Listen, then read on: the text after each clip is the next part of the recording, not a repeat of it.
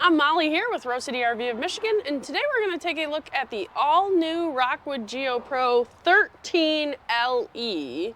So is this the correct model for you, you may ask? Here are 5 key specifications to help you decide.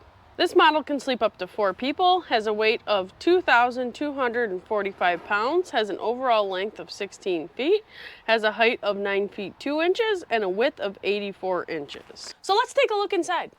Okay, so welcome inside. As we can see, this is a fairly small unit. This is going to be extra light, as we mentioned before. So this being only 2,000 and a couple hundred pounds, this is easily towable with a minivan, a really small SUV, so that really opens the door that way. I'm glad to see that Rockwood is doing something like this, considering they bring such a quality to the factor. Now, they've done some things on this that are a little different than what they normally do. Just right off the bat, this is going to be not solid wood. This is going to be panel in this cabinet, which is not something they normally do.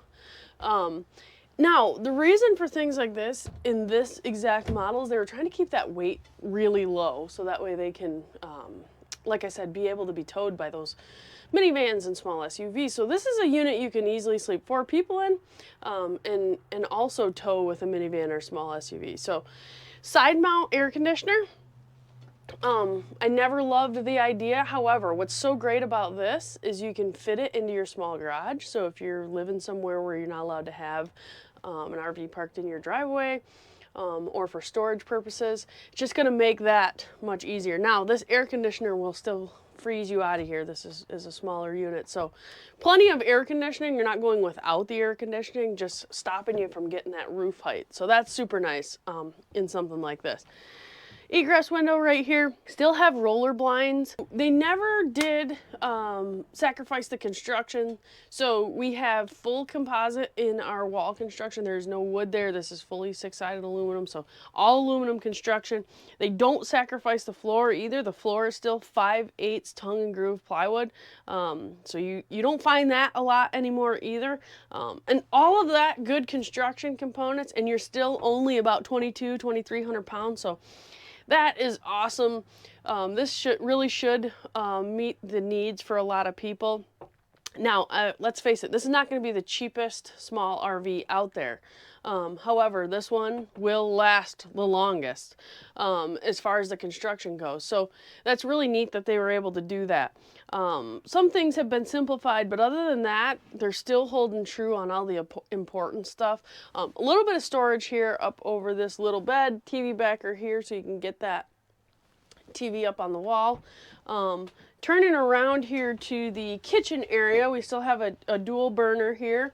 They've gone with a little bit smaller fridge just to kind of free up some space. I'm glad they did, because that countertop space is necessary, but it's still a large fridge in my opinion. And then we have still our microwave and the furnace. I mentioned the air conditioner is a side mount, but the furnace is going to be a regular 12-volt gas propane furnace. Nice big cabinet that flips down here, and then flip down here, drawer here, cabinets up above here, so they're still giving you as much storage as they possibly can in a 13-foot trailer.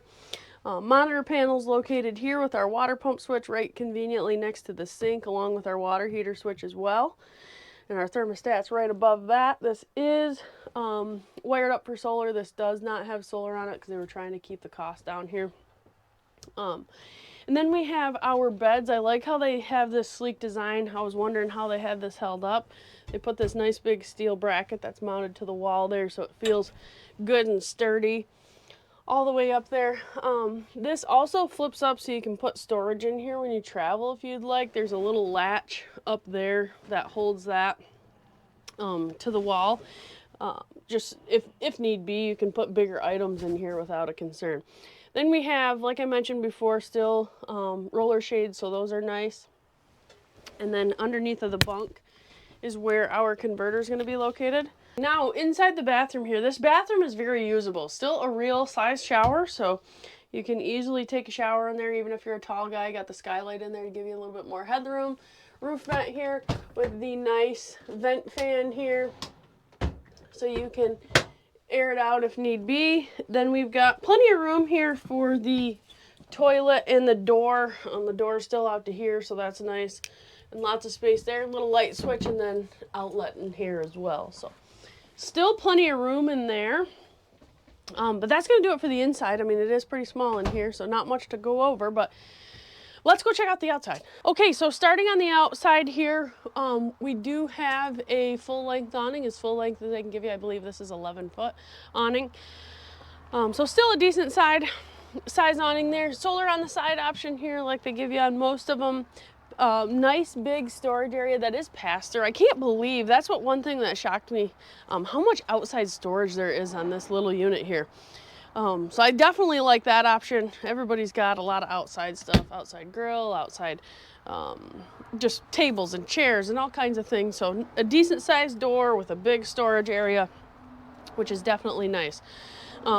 Also, they still give you the solid step, which I like. And I'm saying still give you because they've tried to build this unit affordable for young families. And I feel they really did an awesome job. If you're looking for a high quality, small unit, this is absolutely it. 110 outlet here on the exterior, so still able to use those outside components if need be. Just our little composite, like I was mentioning before. No wood in the construction in these walls. More storage here up underneath of the bunk area. So again, lots of outside storage. Our water heater's located there. I showed you the switch for that was right next to the sink, conveniently located. 4 nice stabilizer jacks all the way around. They did go without aluminum rims on this one. These are steel wheels. Again, it's just one of those things to kind of help keep that price down, but not something that affects functionality. So they did not eliminate anything that hurts your function here. One thing they added too is these nice National Park approved stickers. So anything 30 foot and under are going to have those now, which is nice. And then moving on to the back here, we have our city water connection and our antifreeze inlet located in an easy, convenient spot right next to one another. Also still giving you the accessory hitch. So if that cargo space isn't enough, you want to put a generator, you want to put some bikes back here, whatever you want to do, you can do that. 300-pound capacity there, so you can put quite a load back here. Looking up, we're still pre-wired for our observation camera as well, so you can see what's happening behind you even when you're driving forward. Around here on our off-door side, we have our power hookup located here on the back rear corner, which is the best place for it to be, in my opinion. Then we have our sewer outlets there for our sinks and our toilet. Our furnace exhaust here, so I like that when it's on the off-door side. You don't have to worry about putting anything in front of that.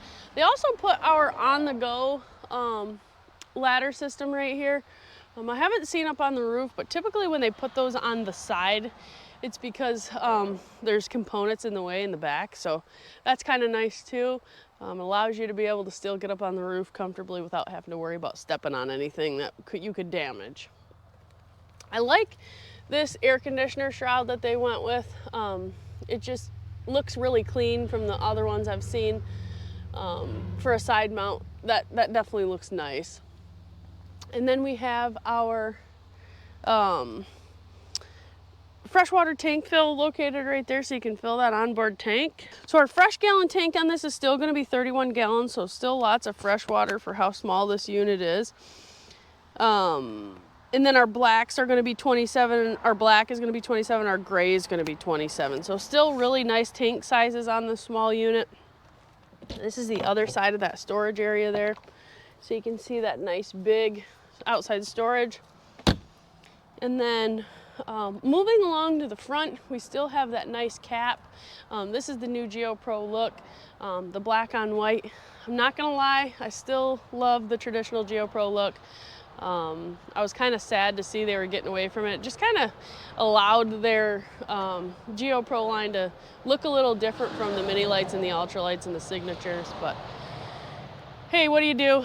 They're just decals, so it still looks good. I just prefer that different look to like the mini lights and stuff, but they're all trying to look the same, to keep that brand specific. So one propane tank, and I like how they put this little cover. It just looks sleek. on there. A lot of times when you just have a single propane tank, they will leave it exposed, so it's nice that that's on there. And then they went without the power tongue jack. It's just one of those things to kind of keep the cost down. This is a super light unit. I mean, with 2 fingers, I can easily move this thing. So as far as hooking and unhooking goes, it's not like that's difficult either. And then one thing Rockwood always does, I've always appreciated, is they put this extra tough stuff down here so they're not putting your fiberglass cap where you got to worry about rock chips. So that stuff's super durable and it's lasted a long time. They've been doing that, I don't know, 3, 4, 5 years now probably, and we've had great success with that. So that's always a plus when something is durable and can stand the test of time. So that's going to do it for the Rockwood Geo Pro 13 LE. If you've got questions, please let us know.